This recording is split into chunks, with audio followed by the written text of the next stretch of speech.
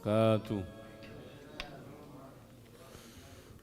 Alhamdulillah, alhamdulillahi rabbil alamin. Al-qail fi kitabihil karim. A'udzu billahi as-sami'il 'alim minasy syaithanir rajim. Bismillahirrahmanirrahim. Wa ma arsalnaka illa rahmatan lil alamin. Shadaqallahul azim. Wa nahnu ala hadhihi al-ayatil karimati insyaallahu minasy syahidin wasyakirin walhamdulillahi rabbil alamin. Muslimin muslimat, bapak-bapak dan ibu-ibu jamaah yang dimuliakan Allah Subhanahu wa taala. Bersyukur kita di kesempatan subuh barakah ini ke atas semua nikmat yang masih lagi Allah berikan kepada kita semua, wabil khusus nikmat untuk tetap bisa dekat dengan Allah Subhanahu wa taala, wabil khusus dengan salat berjamaah subuh pagi ini yang mudah-mudahan semua fadail dan keutamaan yang dijanjikan untuk orang-orang yang terjaga subuhnya berjamaah di rumah di antara rumah-rumah Allah Subhanahu wa taala bisa kita dapatkan insyaallah. Amin ya rabbal alamin. Salawat dan salam disampaikan untuk baginda Rasulullah sallallahu alaihi wasallam serta para keluarga beliau, para sahabat dan pengikutnya sehingga akhir zaman, termasuk kita yang hidup jauh dari Nabi Muhammad sallallahu alaihi wasallam dari segi masa, tetap berdoa juga kepada Allah semoga tak menghalangi kita untuk mendapatkan syafaatnya kelak di yaumil qiyamah. Amin ya rabbal alamin.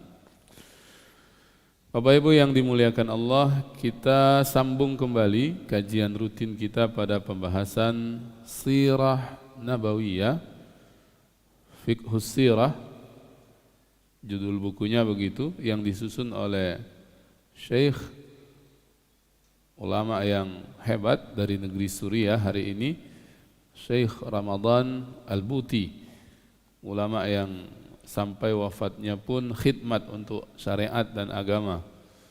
Meninggalnya ketika mengisi majelis di antara majelis-majelis yang beliau asuh di negeri Suriah.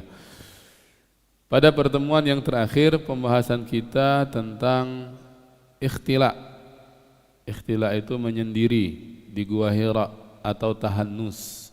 Maka kita bahas pada kesempatan pagi ini lanjutan dari pembahasan tersebut, yaitu tentang permulaan wahyu, ya, permulaan wahyu.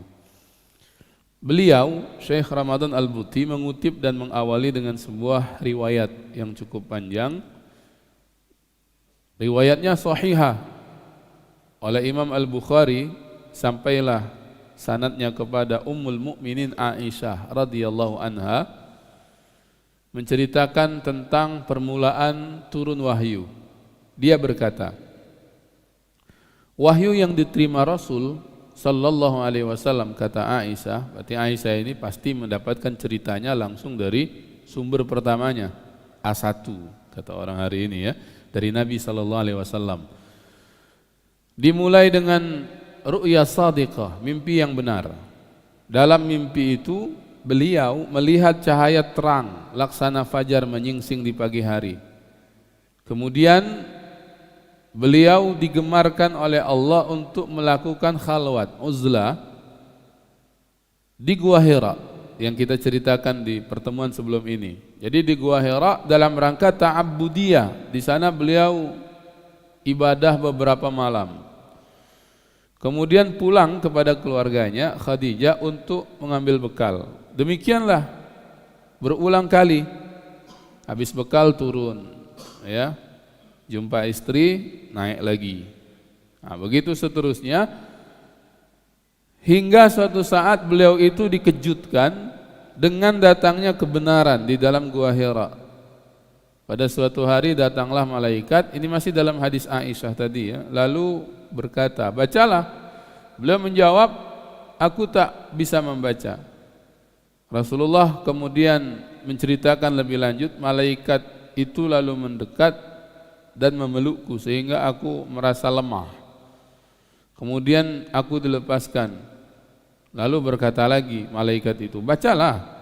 Aku jawab, aku tak bisa membaca. Lalu didekati lagi, didekapnya lagi Nabi, dipeluknya sehingga aku tak berdaya, kata Nabi. Lalu kemudian dilepaskan dan dikatakan lagi kepada Nabi, bacalah. Aku menjawab, aku tak dapat membaca. Nah, untuk ketiga kalinya beliau didekati dan dipeluk lagi sehingga aku lemas. Lalu aku dilepaskan. Sehingga kemudian setelah itu berkata lagi, bacalah dengan nama Tuhanmu yang telah menciptakan manusia dari segumpal darah dan seterusnya. Nah, ini para jamaah yang dimuliakan Allah, masih berhubung kait dengan yang disampaikan pada pertemuan sebelumnya, bahwa menjelang usia 40 tahun itu Nabi tambah kerap atau tambah sering berikhtilak, kalau bahasa bab sebelumnya. Khalwat bisa disebut, uzlah bisa juga dikatakan. Dalam pembahasan yang lain saya pernah bertemu kalimat tahannus. Kalau bahasa yang dekat dengan kita hari ini iktikaf, tapi iktikaf itu berkaitan dengan masjid, sedangkan ini Nabi naik ke Jabal Nur. Saya kebetulan baru 2 hari walhamdulillah dari Tanah Suci lewat lagi Jabal Nur, tapi lewat saja. Kalau umroh biasanya lewat saja ya, kecuali kita berangkat sendiri dari Haram naik taksi ke Jabal Nur. Tapi karena waktu yang mepet ya, umroh biasanya hanya 9 hari, tak sempat. Tapi kalau orang haji waktunya panjang, jangan tak ke Jabal Nur. Jabal Nur nanti di situ ada tapakan anak tangganya, sudah enak bentuknya hari ini ya, naik saja.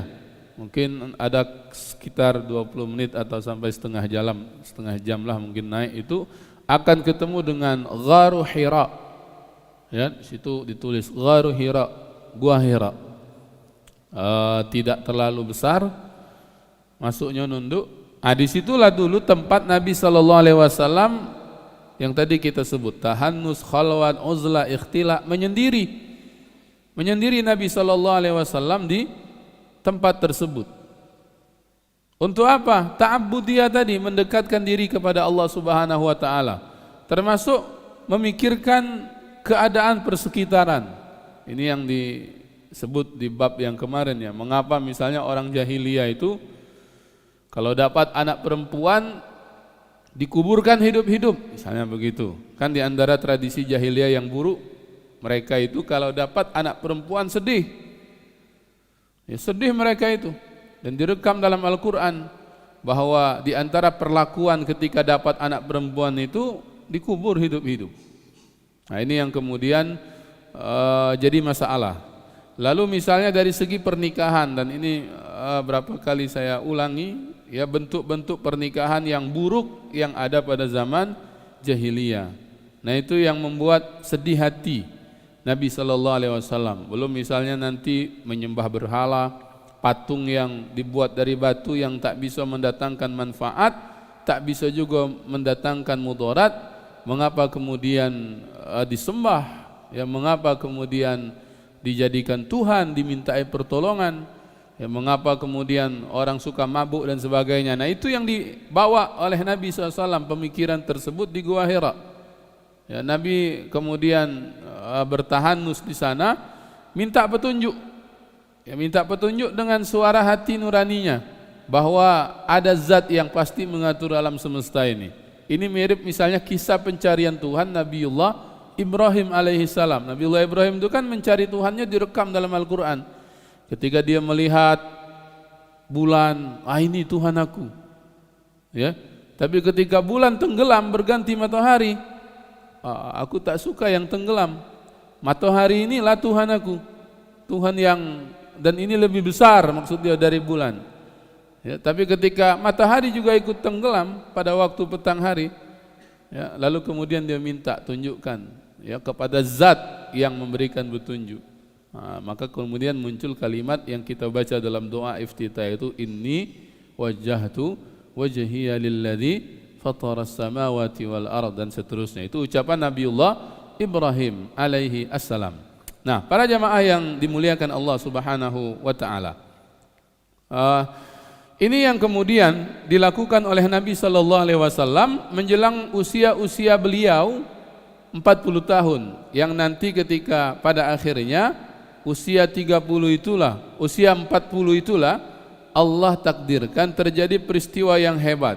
Ya, terjadi peristiwa yang hebat, yaitu kisahnya turun wahyu kepada Nabi sallallahu alaihi wasallam. Nah, inilah hadiah, ya, hadiah Allah untuk Nabi setelah Nabi berjuang untuk bertahanus, minta petunjuk dengan Allah. Ini dari sini pun ada hikmah sebetulnya untuk kehidupan kita. Kalau kita ada masalah, larinya itu dengan Allah. Ya, kalau misalnya kita ada problem, baik itu yang sifatnya sangat personal, individu, permasalahan kita, atau mungkin kita sebagai bahagian dari kehidupan sosial. Misalnya kita ada amanah sebagai ketua ini, ketua itu dan sebagainya, ya, atau punya jabatan. Kalau dia kemudian menjadikan Allah sebagai tempat untuk meminta tolong, maka yang demikian itu dia lakukan. Ya, mungkin itikaf misalnya di masjid, atau di rumahnya itu ada tempat yang dia buat sebagai tempat munajat, misalnya begitu. Ada mihrab. Kalau bahasanya Sayyidah Maryam itu ada mihrab, tempat ngadu, ya, tempat minta petunjuk kepada Allah Subhanahu wa taala. Nah, ini bisa kita buat secara individu, ya.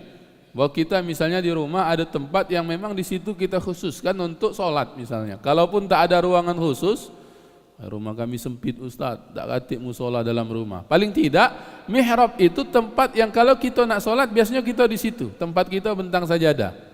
Nah, itu mihrab lah, bisa kita sebut mihrab kita di dalam rumah. Jadi ketika kemudian kita merasa ada masalah, ketika kita kemudian merasa perlu petunjuk dari Allah, kita tinggal bentang sajadah, lalu kita sholat dan kita minta petunjuk kepada Allah agar diberikan jalan keluar. Nah, inilah yang kemudian dilakukan oleh Nabi sallallahu alaihi wasallam menjelang usia beliau 40 tahun itu.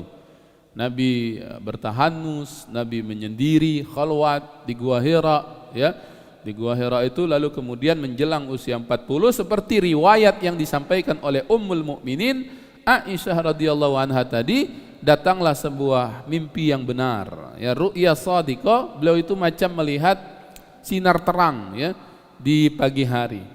Nah, ini saya ingin sampaikan sedikit di sini, hikmah juga luar biasa bahwa ru'ya shadiqah, mimpi yang benar ini di antara warisan kenabian yang masih lagi Allah berikan walaupun beliau sudah wafat kepada orang-orang yang dipilih oleh Allah Subhanahu wa taala. Kalau kenabian kan tak ada lagi. Setelah wafatnya Nabi tak ada lagi kenabian. Ini rumusannya. Kalau ada tiba-tiba datang orang kepada kita ngaku Nabi, selesai. Berarti ini wong tak waras, misalnya begitu, ya. Atau apa sajalah bahasanya. Karena tidak ada kenabian setelah Nabi Muhammad SAW. Kan banyak yang ngaku Nabi ini, ya. Tak usah jauh-jauh, di Indonesia banyak, ya. Itu. Nah, tapi kalau ru'ya shadiqah memungkinkan, karena di antara warisan kenabian yang tetap lestari sampai kapanpun bagi orang-orang yang beriman, bagi orang-orang yang soleh adalah ru'ya shadiqah, mimpi yang benar. Di antaranya biasanya bentuk-bentuknya itu seperti yang terjadi pada Nabi sallallahu alaihi wasallam ini. Saya pernah mendapatkan cerita, misalnya ada orang itu ketika setelahnya rezekinya itu melimpah-limpah ruah, itu dia cerita, dulu Ustaz saya sebelum rezeki ini melimpah ruah begini pernah mimpi katanya. Mimpi itu dia melihat sumur di rumahnya itu airnya itu meluap-luap, ya, naik banyak keluar, ya, sampai kemudian banjir. Itu kan benda yang datang dari bawah ini kan macam berkah rezeki, ya, datang dari permukaan bumi. Kalau konsep rezeki yang ada di surah apa itu, Al-A'raf, yang kemudian walau anna ahlal qura amanu wattaqau lafatahna alaihim barakatim minas sama'i wal ardi. Wal ardi itu dalam salah satu bentuknya ya seperti air yang keluar dari bumi. Nah, itu ru'ya shadiqah namanya, mimpi yang benar. Jadi kita pun bisa kalau kemudian terus riyadhah, melatih diri dan menempah jiwa, itu petunjuk Allah itu bisa datang lewat mimpi. Ya. Karena di antara tanda dan warisan kenabian yang masih lestari sampai hari ini bagi orang beriman itu adalah mimpi yang benar. Nah, Nabi SAW mimpi, beliau melihat cahaya yang terang, laksana fajar yang menyingsing di pagi hari. Dan setelah itu Nabi semakin senang naik ke Gua Hira, sampailah kemudian tibalah di mana kemudian malaikat Jibril, ya malaikat Jibril tentunya, karena ini memang tugasannya malaikat Jibril untuk menyampaikan wahyu, sebagaimana malaikat Jibril telah sampaikan kepada nabi-nabi dan rasul sebelum Nabi Muhammad sallallahu alaihi wasallam. Jadi datang dia kepada Nabi, dan Nabi pun melihat satu makhluk yang belum pernah dia lihat sebelumnya. Karena malaikat Jibril ketika itu datang dalam rupanya yang asli, tetapi menyesuaikan dengan keadaan di mana saat itu Rasul SAW berada, yaitu di Gua Hira. Lalu ketika itulah malaikat tersebut berkata, Iqra. Bahasa kitanya apa? Bacalah. Ya, dijawab oleh Nabi, Ma'ana biqari. Ini kan kisah yang masyhur tentang turun wahyu ini. Aku tidak baca-baca. Lalu didekap Nabi SAW, dipeluk sampai Nabi mengas, ya, bahasa kitanya mengas, ya. Lalu dilepaskan, disuruh lagi Iqra ma'ana biqari, bacalah, aku tidak baca-baca. Berulang sampai 3 kali, dipeluk, dilepas, suruh maco, dipeluk, dilepas, sampai kemudian akhirnya sudah 3 kali itu berulang, barulah malaikat Jibril lantas berucap, Iqra bismi rabbikal ladzi khalaq, khalaqal insana min alaq, Iqra wa rabbukal akram alladzi 'allama bil qalam 'allamal insana ma lam ya'lam. Ya, turun wahyu yang pertama, Quran surah Al-Alaq ayat 1 sampai dengan 5. Ya, inilah kisah permulaan turun wahyu. Sudah kejadian demikian, Rasul lantas pulang, ya, dan pulangnya Rasul itu jangan dikira macam orang baru dapat door prize misalnya, ya. Kalau kita misalnya ngadiri acara, menang, ada undian, senang gitu kan, dapat kunci mobil, kuncinya mobilnya belum, diantar ke wong kage, ya, atau dapat hadiah apa, senang. Jangan dibayangkan Rasul, wah ini kayaknya ini berkah ini. Belum ada pikiran itu. Yang dirasakan oleh Rasul itu justru kekhawatiran. Ya, karena melihat makhluk yang satu belum pernah beliau jumpai sebelumnya. Kemudian belum terlalu paham nian apa yang dimaksudkan dengan kejadian tersebut. Ya, sehingga kalau dalam bahasanya Syekh Ramadan Al-Buti itu, Rasul turun dari Gua Hira. Jangan bayangkan Gua Hira Jabal Nurnya itu pecah. Hari ini, ya, ada tapakan anak tangganya. Pasti masih macam bukit-bukit terjal begitu. Jadi Rasul SAW kemudian turun dari Gua Hira itu dalam keadaan gemetar. Ya, boleh jadi juga jatuh, berdiri lagi, jatuh, berdiri lagi. Sehingga kemudian dalam keadaan begitulah Rasul menemui istri beliau, Ummul Mukminina Khadijah radhiyallahu anha. Ya. Ini kalau kisah pasutri, pasangan suami istri, di sini juga ada hikmah luar biasa, ya. Kaitan tentang bagaimana cara Khadijah menyambut Nabi SAW dalam keadaan yang demikian. Jadi Rasul itu balik dalam keadaan yang penuh kekhawatiran, ketakutan, berkeringat, pastinya begitu. Mungkin juga ada darah kalau jatuh dan berdiri lagi dan seterusnya. Masuk rumah, ketuk pintu, dibuka oleh Ummul Mukminin Khadijah radhiyallahu anha.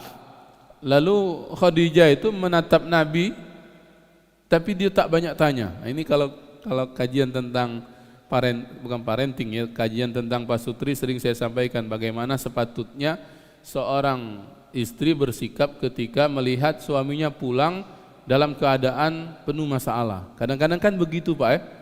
Bapak-bapak itu kan ada pulang-pulang kita maksudnya, ya. Mungkin yang dari kantor, yang dari pasar. Kadang-kadang ada bawa masalah dari luar, ya. Saking banyak masalahnya, mungkin sampai di keningnya itu tertulis masalah, misalnya itu, ya. Nah, kalau kita masuk rumah tok, ya, buka oleh wong rumah. Kalau wong rumah hari ini banyak kemudian kisah-kisah itu menampakkan sesuatu yang sebetulnya kalau ikut kisah ini tidak perlu dibuat saat itu. Apa misalnya?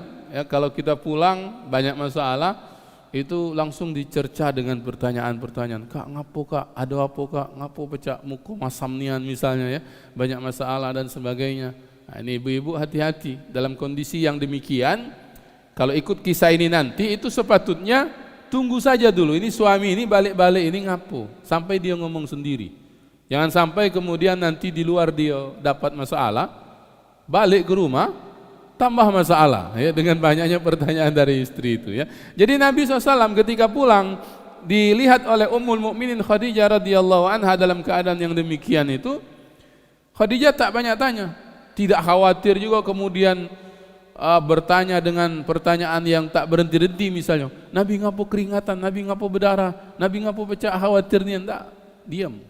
Ya, dalam riwayat itu tak ada ucap yang keluar dari lisan Khadijah. Sampailah kemudian Nabi mengatakan sesuatu yang itu keinginan beliau saat itu. Apa? Zammiluni, zammiluni. Ya, istriku selimuti aku, selimuti aku. Tidak banyak tanya Khadijah, langsung dibawanya. Nabi dibawanya masuk dalam kamar, dibaringkannya dan diselimuti. Karena itu kehendak Nabi SAW saat itu dibaringkan. Nanti kita akan tahu bahwa setelah itu Rasulullah sudah agak tenangan, Rasulullah akan bangkit berdiri dan menemui Khadijah, akan bercerita dengan sendirinya tanpa dipinta. Nah itu ya, karakter lelaki nian itu. Kita lanang nih kan Pak, kalau ada masalah diam biasanya. Iya, diam dulu. Kaget kalau bercerita dengan orang rumah, dek aku ada masalah. Wih kak, masalah apa lah, cemas itu orang rumah kita tuh. Baru kemudian kita ngomong lagi, tenang, masalahnya lah sudah baru bercerita, karakter lelaki. Ya, kalau perempuan sebaliknya Pak, kalau ada masalah bercerita dulu yang penting. Solusi itu nomor sekian ya. Makanya juga bapak-bapak harus tahu kalau misalnya orang rumah kita ngapalah curhat terus orang rumah gini ya. Memang karakternya begitu. Dan kita harus siap telinga di rumah itu ya. Khawatir saya kalau seorang bapak dia udah galak dengar cerita bininya di rumah, kaget dia nyari telinga di luar rumah. Ya. Lemak telinga kita dalam rumah ya. Nah, tapi kalau lelaki tadi dia diam. Ya sama macam Nabi, dia khawatir dengan keadaan itu, beliau minta selimuti. Baru nanti setelah tenangan dia datang ke Khadijah. Khadijah nunggu, dia cerita dengan Khadijah, saya didatangi ini dan sebagainya. Ditenangkan akhirnya oleh Khadijah. Tidak ada sesuatu yang buruk yang akan terjadi. Engkau orang yang rajin sambung silaturahim, rajin bagi makan kepada orang lain, senang berbuat baik dengan sesama dan sebagainya.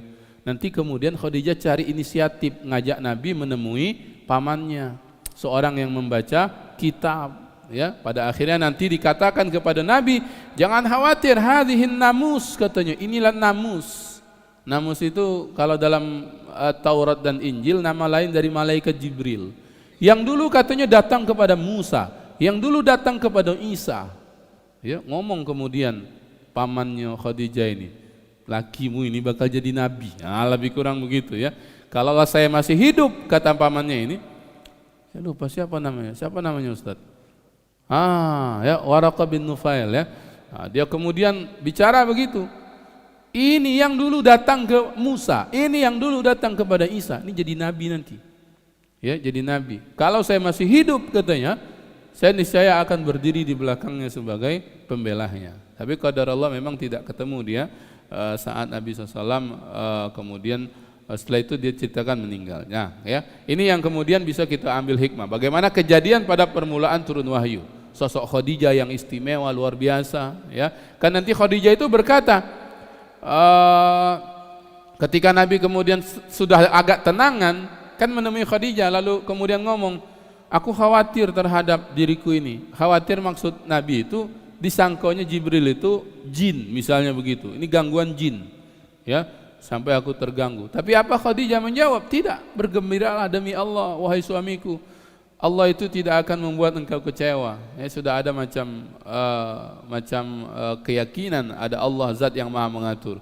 Kau ini suka sambung silaturahim, suka tolong orang susah, menghormati tamu, membela orang yang lemah, ya, dan seterusnya. Diangkat terus Nabi, disemangati oleh Ummul Mukminin Khadijah radhiyallahu anha.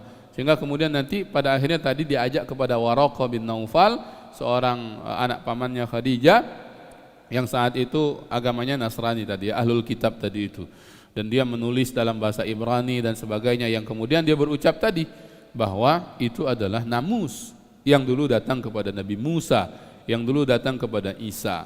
Nah, ya, saya sampai ada ucapan dari Waraqah itu katanya, alangkah gembiranya saya seandainya aku masih hidup tatkala engkau nanti akan diusir oleh mereka, wahai Muhammad. Jadi Waraqah pun sudah memberikan kisi-kisinya bagaimana nanti keadaan Rasul ini jadi nabinya, bahwa dia nanti akan kehidupannya itu akan sulit, susah, diusir, ya, diperangi.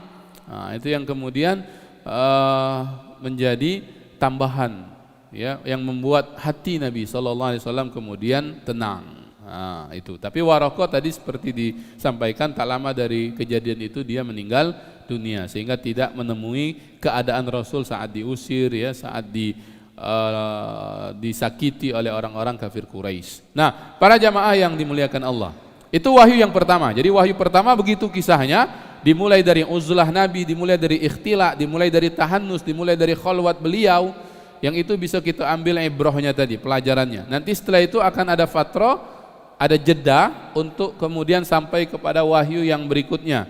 Nanti dikatakan di situ, ada yang mengatakan beberapa waktu, ada yang mengatakan beberapa bulan, ada yang mengatakan sampai setengah tahun baru kemudian turun wahyu yang berikutnya. Itu perselisihan sejarah dari segi waktu dari ahlus sirah atau orang-orang yang mengkaji sejarah Nabi SAW. Nah, itu para jamaah yang berbahagia. Nah, sekarang kita ambil sebagai penutupnya ibrah atau hikmah atau pelajaran apa yang bisa kita petik dari kejadian permulaan wahyu ini. Nah, yang pertama, bahwa tadi Allah Subhanahu wa taala memberikan semacam reward atau semacam penghargaan atas jeripayah Nabi SAW berkhalwat, ikhtila, ya, ataupun khalwat, uzlah, tahannus, apa saja dah istilahnya, atau itikaf kalau kita hari ini misalnya melakukan di masjid, atau menyendiri di mana misalnya di rumah atau di kantor atau di mana saja, yang penting kemudian di situ kita ibadah, kita sholat, kita zikir, kita baca Quran dalam bentuk apa? Petunjuk Allah Subhanahu wa taala, hidayah Allah, ya, ini. Nah, karena itu tadi yang sudah kita singgung, kalau kita ada masalah, ada problem, ya, dan ini sebetulnya dipinta oleh Allah Subhanahu wa taala di ayat yang sering kita dengar ketika misalnya sedang takziah. Ada qari yang suka membaca dari surah Al-Baqarah itu, ketika Allah Subhanahu wa taala meminta orang-orang beriman, ya ayyuhalladzina amanu sta'inu bis-sabri was-shalah. Kalau kita diminta oleh Allah, mintalah pertolongan kepada Allah itu dengan dua, sabar dengan salat. Salat ini kan maknanya ta'abudiyah. Sabar lakunya hati, salat lakunya badan, jiwa juga, olah jiwa. Kita diminta untuk ibadah, minta salat. Kalau ada masalah, tidaklah kita sholat kecuali di tempat yang baik, mihrab, masjid, ya, tempat yang kita biasa bentang sajadah dan sebagainya, untuk meminta petunjuk dari Allah Subhanahu wa taala, ya. Karena itu kalau dalam kajian tazkiyatun nafas, kita ini memang harus ada waktu untuk kemudian menyendiri dengan Allah. Periodik saja buat. Kalau misalnya tak mampu buat seminggu sekali, buat 2 minggu sekali. Kalau tak mampu buat 2 minggu sekali, paling tidak sebulan sekali itu adalah kita kemudian waktu tersebut dijadikan untuk muhasabah, untuk kita beruzlah, ya. Kalau di komunitas tertentu, ya, sampai misalnya khuruj, misalnya keluar, ya, untuk dalam rangka ta'abudiyah, ya, kita bisa juga kalau misalnya pun tidak melakukan yang itu, punya waktu khusus, mungkin ketika sepertiga malam yang terakhir, mengkhususkan di malam Jumat, ya, Jumat pekan keberapa, atau misalnya kalau yang pekanan malam Jumat dan sebagainya, untuk kemudian melakukan muhasabah, ya. Kalau yang ringan muhasabah yaumiyah bagus, menjelang tidur misalnya, ya, menjelang tidur itu waktu yang baik untuk muhasabah. Muhasabahnya berarti yang sifatnya daily atau yaumiyah, harian, ya. Nah, itu yang kita harus yakin, ya, bahwa ketika orang semakin dekat dengan Allah Subhanahu wa taala, itu Allah akan berikan jalan keluar. Kan begitu di dalam Quran surah At-Talaq, "Wa may yattaqillaha yaj'al lahu makhraja." Siapa yang bertakwa dengan Allah, bertakwa itu kan artinya mendekatkan diri dengan Allah. Ada medianya dengan salat, ada dengan zikir, ada dengan baca Al-Qur'an, yaj'al lahu makhraja. Itu Allah akan jadikan untuk dia itu makhraja. Makhraja ini apa? tempat keluar, jalan keluar, solusi. Kalau ada masalah, ngadunya dengan Allah. Kalau ada problem, curhatnya dengan Allah. Ya, iman, ini kaitannya dengan iman. Nah, itulah kemudian biasanya orang-orang yang kalau ada masalah larinya kepada Allah, ya ja'allahu makhraja. Itu Allah akan bukakan baginya pintu jalan keluar. Walaupun menurut logika misalnya mustahil masalah ini selesai mungkin dalam waktu yang cepat atau secara hitung-hitungan matematika dan sebagainya, tapi bagi Allah tidak ada yang mustahil, ya. Sebesar apapun masalah, kalau kata Allah jadi mudah-mudah. Kalau kata Allah hilang masalah itu hilang. Hutang yang besar bisa lunas, ya, dan sebagainya. Kalau misalnya Allah berkehendak. Makanya dalam ayat itu kan dilanjutkan, ya ja'allahu makhraja wa yarzuqhu min haitsu la yahtasib. Nah, ini kan ayat 1000 dinar, ya. Ayat 1000 dinar ini istilah saja, ya. Dulu saya masih ingat kalau di Malaysia itu banyak sekali kedai-kedai itu nempelkan kaligrafi ayat 1000 dinar. Saya baca ini apa ayat 1000 dinar. Saya masih ingatnya ngehnya itu di situ. Oh, ternyata Quran surah At-Tolaq, ya. Nah, penyebutan ayat 1000 dinar itu bukan dari Nabi, ya, bukan dari hadis. Bisa jadi para ulama yang menyemangati orang agar kemudian mengamalkan isi ayat itu. Bukan nempelkan itu di toko, ya. Ya, kalau nempelkan itu tinggal beli di pasar 16 mana yang jualan ayat 1000 dinar, ya. Bukan itunya, tapi ngamalkan isinya itu. Wa may yattaqillaha yaj'al lahu makhraja wa yarzuqhu min haitsu la yahtasib. Ya, jalan keluar dari masalah, rezeki yang tak disangka-sangka itu harus kemudian syarat di awalnya yattaqillah. Takwa dulu dengan Allah Subhanahu wa taala, ya. Ini hikmah atau ibrah yang bisa kita petik dari peristiwa turun wahyu yang pertama pada waktu Nabi SAW bertahanus di Gua Hira di Jabal Nur hari ini. Nah, para jamaah yang dimuliakan Allah Subhanahu wa taala, itu hikmah yang tadi kita sebut. Lalu hikmah yang lain bahwa Nabi SAW itu dalam penjagaan Allah, sehingga Nabi cepat sekali dijauhkan dari kekhawatiran. Misalnya tadi Nabi merasa ini kayaknya gangguan jin, jangan-jangan gangguan jin, tapi tiba-tiba oleh Khadijah Ummul Mukminin cepat dia teringat dengan pamannya Waraqah tadi, anak pamannya Waraqah, sepupunya itu. Datang dia kepada Waraqah, ya. Lalu kemudian perasaan yang tadi diganggu oleh jin itu cepat hilang karena kemudian dia ditenangkan oleh Waraqah. Ini juga ibrahnya kalau kita ada masalah, larinya itu kalaupun harus curhatlah dengan orang yang tepat. Ini kan ibrah begitu. Ini jangan sampai ada masalah cerita, kapan sudah cerita jadi tambah masalah itu dengan uang itu, ya. Oh, kawan ini aku nak ngilang ke masalah, nak nenang ke hati, nambah susah sudah bertemu dengan dia ini, ya. Nah, cari orang yang tepat untuk kemudian mendengarkan masalah kita, kemudian mencarikan jalan keluar. Orang-orang yang menguatkan, bukan orang yang kemudian melemahkan, bukan orang yang kemudian mengajak suudzon billah, ya, negatif thinking dengan Allah, tapi cari orang-orang yang kemudian ngajak, oh ini cara Allah untuk mengangkat derajatmu, oh ini ujian dari Allah untuk ngetes keimananmu dan sebagainya. Oh tenang, nanti setelah ujian ada nikmat dan sebagainya. Oh tenang, nanti setelah kesulitan ada kemudahan. Nah, itu orang-orang yang demikian yang harus kita cari. Nah, tandoi kalau punya kawan begitu. Jadi kalau ada masalah cerita dengan dia. Nah, ini yang sebagaimana yang kemudian Allah hadirkan Waraqah di saat Nabi sallallahu alaihi wasallam sedang takut-takutnya itu. Nah, ini ya para jamaah yang berbahagia, kisah-kisah yang istimewa sekali. Selain tadi yang bisa kita petik misalnya cara Khadijah menyambut Nabi di saat kalut dan sebagainya, saat bagaimana kemudian cara Khadijah yang luar biasa menenangkan hati Nabi, itu patut itu dicontoh oleh perempuan-perempuan hari ini. Ketika misalnya menyambut kehadiran suaminya dari luar rumah yang sedang bermasalah misalnya di luar rumah, atau apapun yang ditemukan oleh suaminya di luar rumah sana. Nah, ini yang bisa diambil sebagai pelajaran dari kisah permulaan turun wahyu pada jamaah yang dimuliakan Allah Subhanahu wa taala, sehingga kita bisa menjadikannya pelajaran.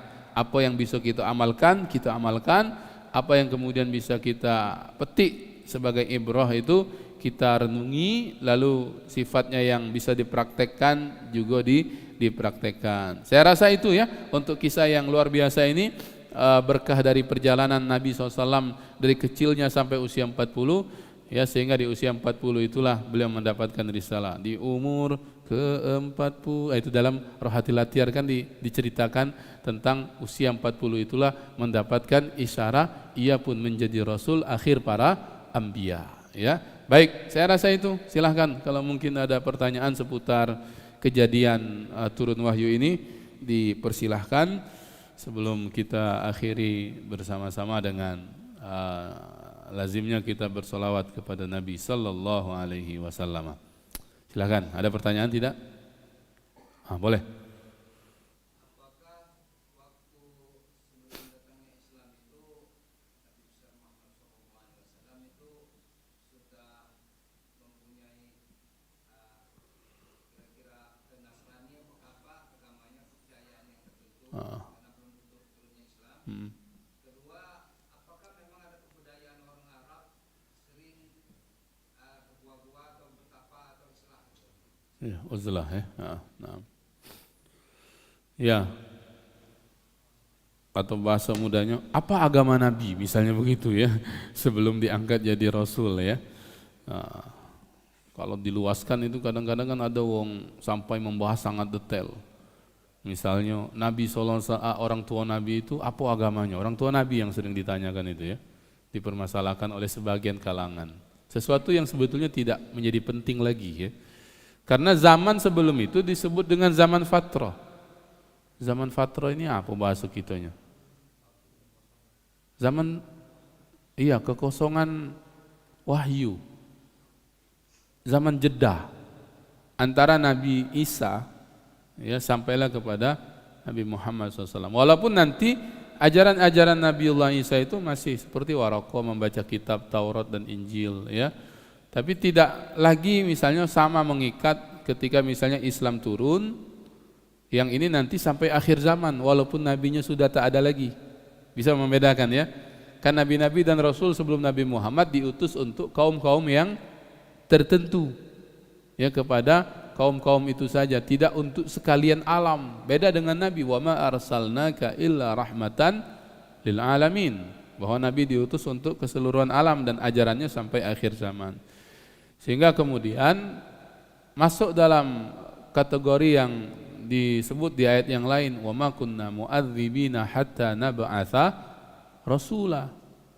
Ya, tidak diazab orang-orang yang meninggal sebelum datang kerasulan Nabi SAW. Dan mereka sebetulnya kesan-kesan iman kepada Allah masih ada itu. Contoh misalnya kakek Nabi Abdul Muthalib itu. Pada waktu datang Abraha itu kan, pada waktu kisah itu dulu sempat disinggung kalau salah waktu kejadian itu ya. Abraha itu datang, diambilnya itu kambing-kambing kepunyaan orang Mekah di perbatasan. Lalu ketika akan masuk Mekah, dia berhenti di perbatasan itu. Dia utus orang dulu untuk panggil siapa tetua orang Quraisy ini. Yang ditunjuk siapa? Kakek Nabi, karena dia pemegang kunci Ka'bah, Abdul Muthalib itu. Ditemuinya Abraha. Abraha mengira ini orang hebat, yang dipinta juga bakal luar biasa. Karena ditanya oleh Abraha, apa yang kau inginkan? Disampaikan dulu oleh Abraha, tujuannya ke sini nak menghancurkan Ka'bah. Apa yang dijawab oleh Abdul Muthalib itu? Wahai Abraha, aku minta tolong bebaskan, katanya, kambing-kambingku dan kambing penduduk Mekah yang kau ambil. Itu sampai macam dilecehkan oleh Abraha. Oh, cuman ini baik, uang hebat di Mekah ini, begitu mungkin ya. Kukira tadi minta jangan sampai ngancur ke Ka'bah, rupanya minta balik ke kambing-kambingnya baik. Apa jawaban Abraha? Jawaban dari kakek Nabi itu katanya, kami Rabbul Ghanam, kami yang punya kambing-kambing itu. Ka'bah itu punya Tuhannya sendiri. Ya, punya keyakinan adanya rububiyah, ada zat yang maha mengatur ini. Ya, jadi tidak dispesifikkan apa keyakinan Nabi, dinan hanafiyun, begitu ya. Sisa-sisa ajaran nabi-nabi terdahulu ya. Dan beliau dalam penjagaan Allah Subhanahu wa taala, itu pasti. Kita bisa lihat dalam sirah yang sudah kita kaji dari awal sampai ke sini, bagaimana Allah menjaga Nabi SAW. Memang sudah disiapkan dari kecil untuk jadi nabi. Memang waktunya baik, belum turun wahyu itu. Tapi tanda untuk jadi nabi itulah banyak, termasuk tanda fisik ya, yang itu dibaca oleh seorang pendeta pada waktu Nabi hijrah, bukan Nabi hijrah, Nabi ikut perjalanan dagang pamannya Abu Thalib. Di salah satu perhentian kalau tidak salah di Irak, itu ketika gelar dagangan mungkin baju Nabi tersingkap dilihat oleh seorang pendeta. Ya, saya kalau sudah mau bicara begini lupa lagi nama pendetanya itu ya. Allahumma sholli ala sayyidina Muhammad. Dilihat tanda kenabian itu. Dalam Sama'il diceritakan tanda kenabian Nabi itu. Ya, itu. Jadi tidak perlu kita spesifikkan kira-kira apalah agama Nabi ini ya sebelum kenabian. Itu zaman fatrah. Yang kedua, tentang apa tadi Pak? Yang keduanya. Oh iya, beruzlah. Saya tidak mendapatkan kisah lain ya dari orang-orang Quraisy Mekah itu yang kemudian suka menyendiri seperti yang dilakukan oleh Nabi SAW ini. Misalnya Abu Bakar, kan ini orang-orang baik, misalnya Abu Bakar As-Siddiq kan orang yang ketika diajak oleh Nabi masuk Islam langsung nyawab iyo. Tapi tidak ditemukan misalnya Abu Bakar uzlah juga ya, seperti yang dilakukan Nabi. Memang saya rasa ini kekhususan Nabi yang memang sudah tadi disiapkan oleh Allah untuk jadi Nabi ya, sehingga ada tarikan secara personal untuk menyendiri di dalam gua, mendekatkan diri kepada Allah, lalu dia berenung ya untuk mencari solusi. Ini apalah ya jadi sebab masalah dan apa solusi untuk penduduk Makkah kafir Quraisy ini ya. Itu. Jadi kalau mau disebut tradisi, saya tidak menemukan cerita lain ya. Kemungkinan yang paling mudah kita jawab, inilah kekhususan Nabi yang memang sudah akan disiapkan Allah menjadi Nabi. Sehingga ada tarikan, senang untuk menyendiri, berkhalwat dan sebagainya. Karena itu tadi kalau kita kemudian ada tarikan juga untuk itikaf, misalnya itu syukuri itu tarikan-tarikan kebaikan namanya ya. Jangan sampai nanti kita lengah, keinginan itu tak ada lagi misalnya begitu ya. Nah, demikian. Allah alam bisawab. Cukup ya? Ada lagi? Oh, insyaallah Ustaz. Nambah Ustaz antum tuh jangan bertanya. Silakan Ustaz.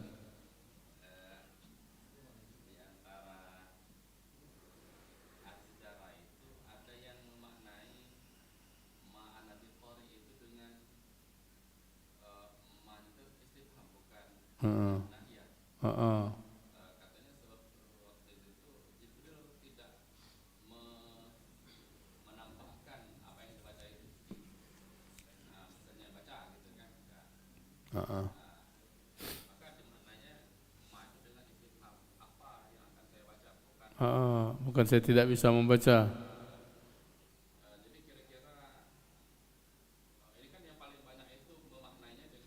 Saya tidak bisa membaca ma'ana bil qari. Naam. Apa yang membuat ahli sejarah itu memaknainya dengan tidak ma itu, tidak dengan apa? Iya. Ya. Bagus sekali itu ya.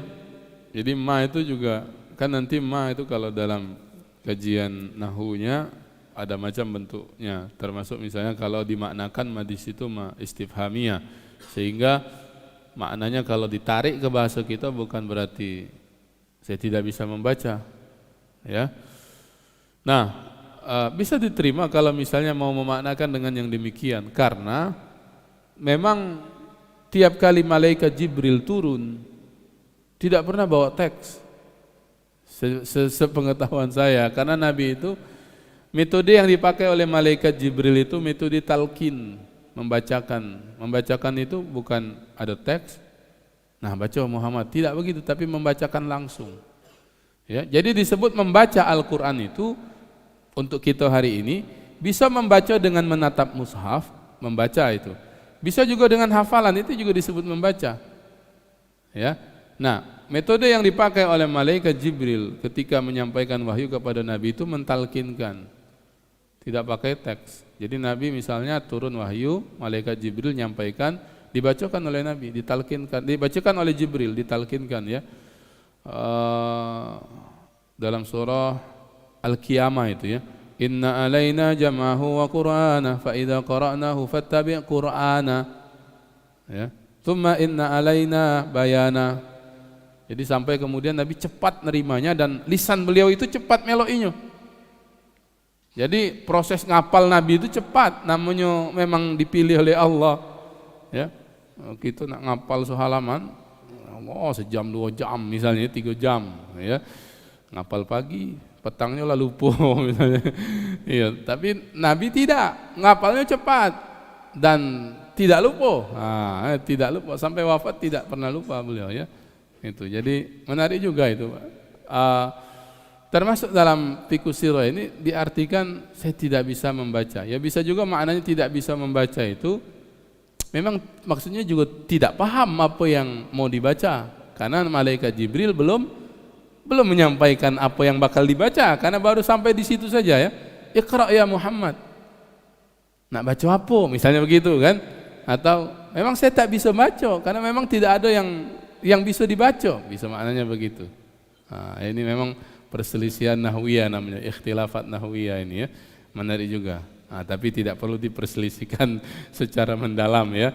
Yang penting bahwa malaikat Jibril itu tiap kali bawa wahyu, metode yang dipakai itu talqin. Dan ini metode paling klasik ya, dan bisa dipakai untuk semua usia. Makanya ada orang yang tidak bisa membaca Quran karena tidak bisa melihat, hafal dia Quran banyak. Wong buta, maaf, tunanetra hafal Quran. Ada budak-budak kecil yang belum bisa membaca abatasa, tapi lah hafal Al-Fatihah.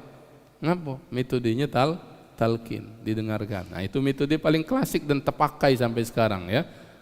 Baik, saya rasa itu ya, karena sudah masuk waktu syuruk. Mudah-mudahan bermanfaat dan menambah kecintaan kita kepada Rasulullah sallallahu alaihi wasallam. Seperti biasa kita akhiri dengan salawat badar ya.